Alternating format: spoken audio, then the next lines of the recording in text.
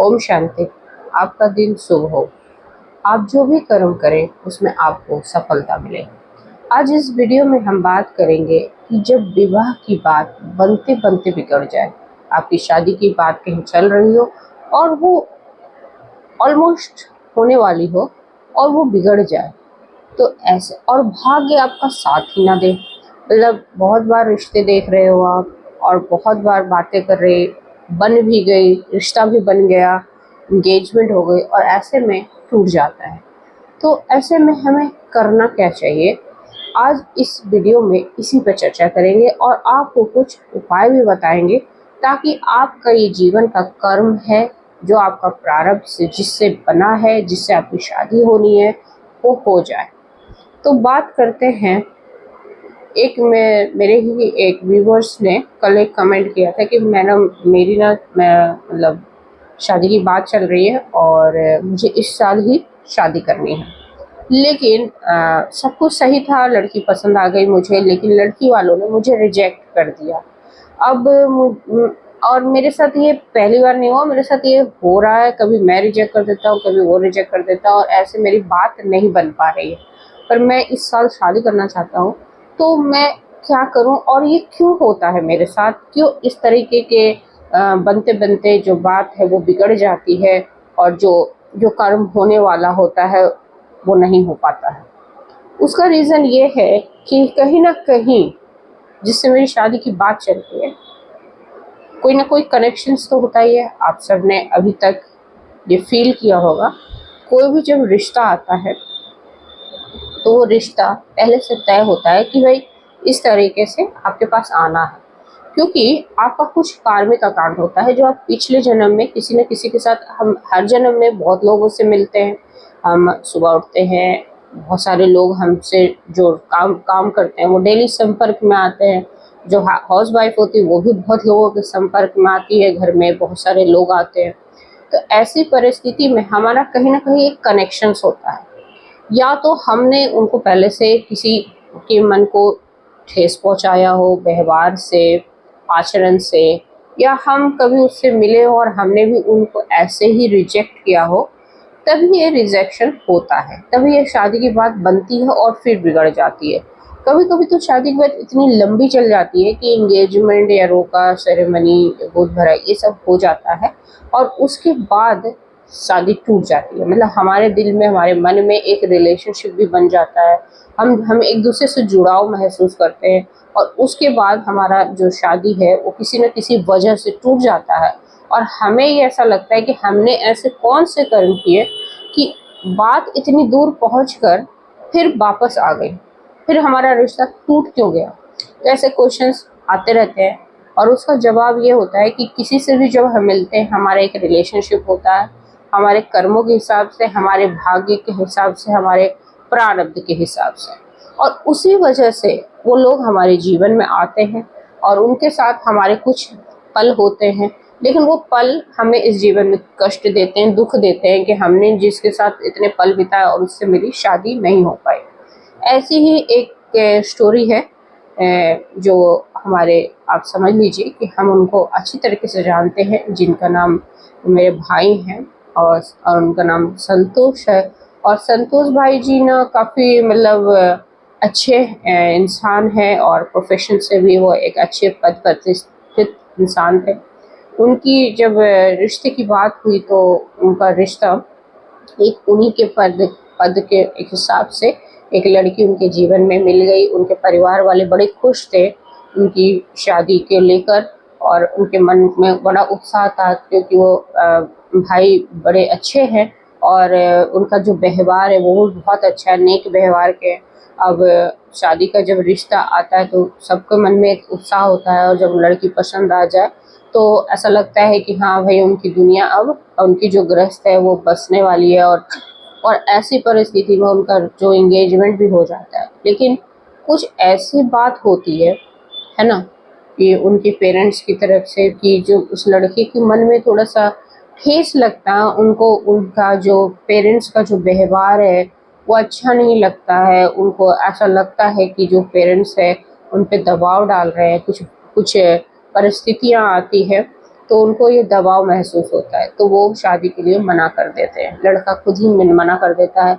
अब लड़के का जो मन का जुड़ाव उस लड़की के साथ जुड़ जाता है, और ऐसी परिस्थिति में जब आपकी शादी नहीं होती है तो लड़की तो मूव ऑन कर जाती है और उनकी कहीं और शादी हो जाती है। पर जो अपने भाई हैं संतोष जी, वो कहीं न कहीं उससे जुड़ाव महसूस करते हैं। तो एक बार ऐसे ही वो जो आए, तो बातों-बातों में उन्होंने बताया कि उनके साथ ऐसा हुआ था।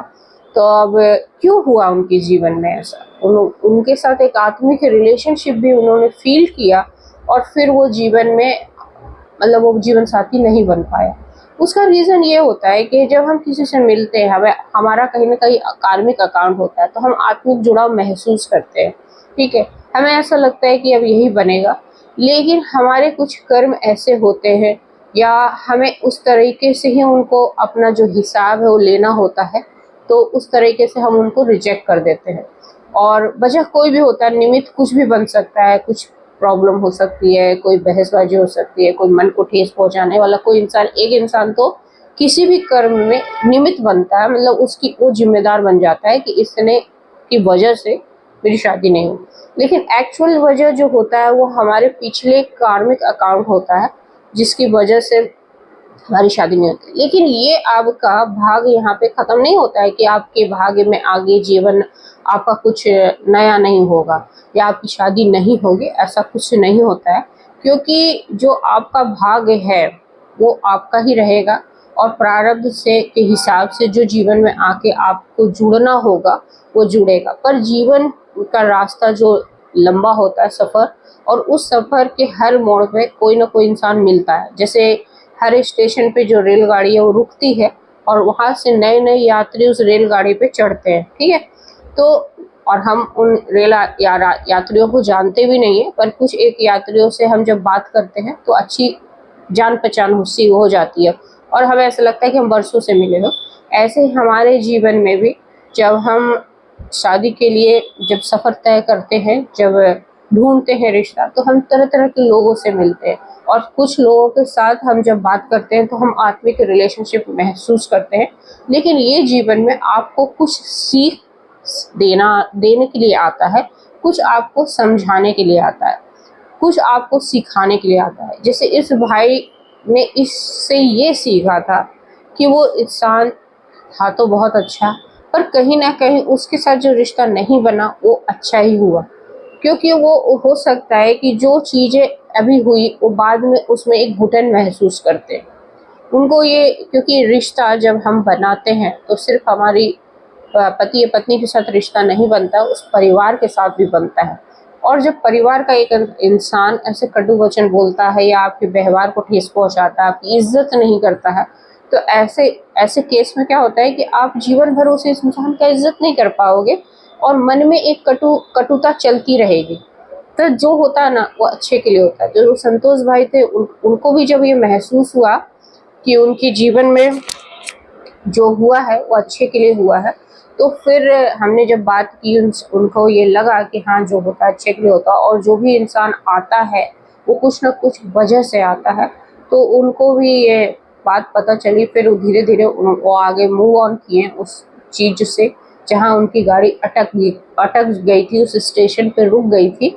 तो वहाँ से वो गाड़ी आगे बढ़ी, और फिर उनके जीवन में भी एक ऐसा मोड़ आया जहाँ उनको एक लड़की मतलब तुरंत ही पसंद आ गई, और उससे उनका विवाह भी हो गया। तो ऐसे बहुत सारे किस्से हैं जिनमें हमें ऐसा लगता है कि हमारी विवाह जो है बनते-बनते बिगड़ जाती है, और हमारा भाग्य भी क्या ऐसा ही है? क्या हमारे साथ हमेशा ऐसा ही होता रहेगा? तो ऐसी बात नहीं है। हर जो भाग्य में जो होनी है, घटनाएँ होनी हैं, जिस-जिससे हमें मिलना है वो तो हमें मिलना पड़ेगा, और जिस-जिसका जो हमने कुछ लिया है तो उसको देना पड़ेगा। और अगर हमको कुछ किसी को चुकाना है तो हम चुकाएँगे भी और लेंगे भी। ये चलता रहता है।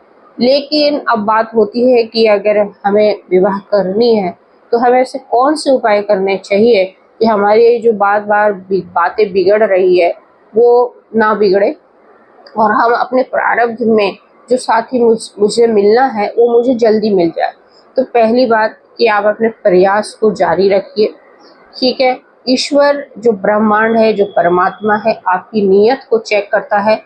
ऐसी परिस्थिति लाकर आपके जो भाग्य के अनुसार जो परिस्थिति आनी है वो लाता है, और आपको हमेशा चेक करता है कि आप उस परिस्थिति में आपकी स्थिति कैसी होती है। आप डगमगा जाते हो या जीवन में निराश हो जाते हो। तो ऐसे आपको निराश नहीं होना है, उस परमात्मा को भी ऐसी स्थिति में शुक्रिया करना है, क्योंकि ग्रेटिट्यूड में एक ऐसी ताकत होती है कि आपके जो भी काम बिगड़ रहे हैं बार बार, वो भी बन जाएंगे।